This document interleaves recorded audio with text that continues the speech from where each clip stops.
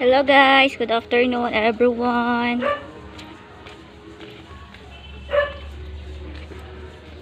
Oh, grabe mong struggling here. Mano yung itsura sa mga gianan guys. Kapag umuulan, ganito itsura niya. Alauna na ngayon guys ng tanghali. So meron po akong pupuntahan kaya sobrang init pero kailangan kong lumabas kahit ganito siya kainit guys.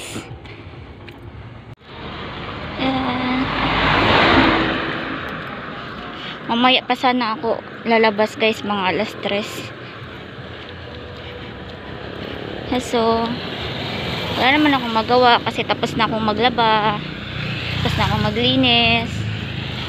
So naisipan ko ngayon na lang ako lalabas. Ganon din naman eh, parehas lang naman din, lalabas mamaya. Di ngayon na lang. Sana mahanap ko para hindi na ako pupunta ng Saak. Paikot-ikot na ako kung wala talaga akong mahanap dito. Pero nakaraan meron siya dito eh. Mamaya guys, sabihin ko sa inyo kung ano yon.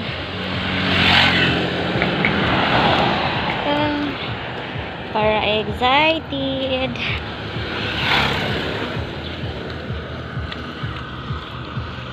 Malapit na tayo guys sa aking pupuntahan. Sana meron.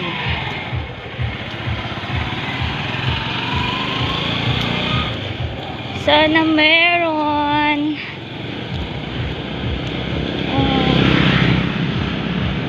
Kasi sobrang init.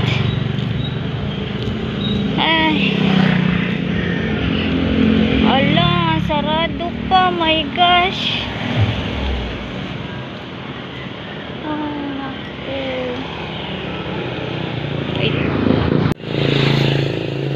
So pauwi na tayo guys.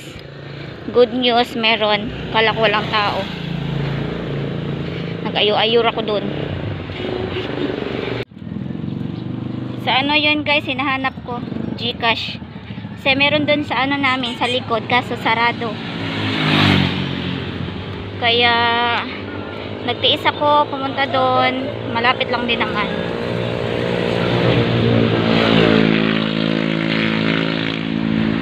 Guys, nag-send ako kay mama sa GCash. Malayo na kasi guys pag pupunta ako ng Palawan doon sa Saak kasi sa merkado namin.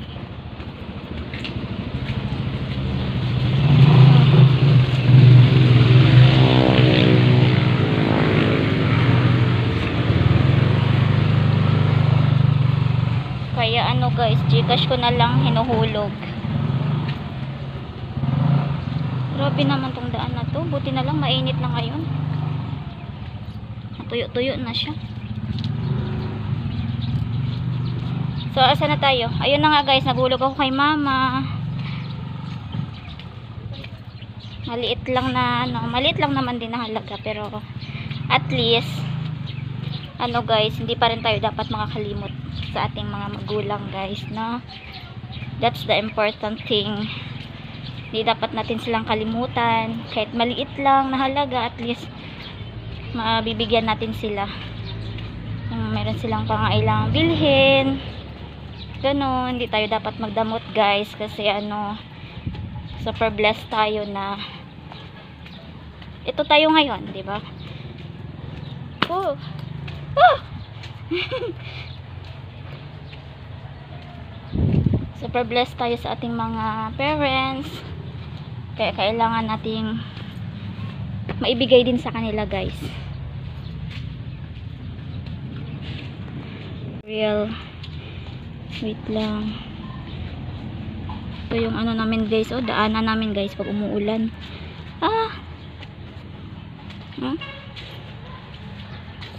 Buti na tuyo-tuyo na siya. Mainit na.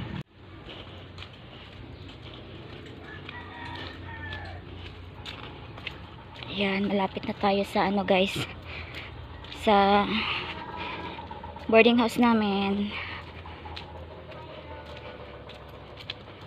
Kasi saglit lang yung lakad ko guys, kaysa dun sa ano, sa Palawan.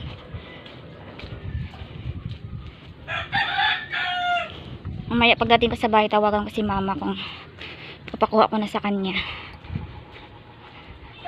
Kasi kanina sinabi ko sa kanya sa Palawan na lang, kasi nga wala yung tao doon sa GCash, doon sa ano, likod namin na tindahan. Kaso nagbago isip ko, ganitong oras sa labas ako, punta akong sa sobrang layo. Hindi naman sobra, medyo malayo-layo talaga. Kaya pinili ko na lang doon sa GCash, sa ano,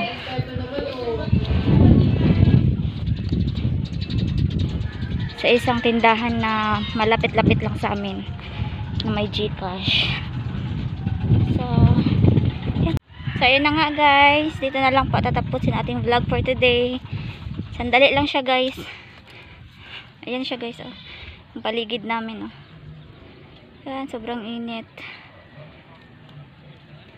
So dito na lang po. Sa hindi pa po nakapag-subscribe, please don't forget to subscribe guys, like. Bye everyone. Yeah.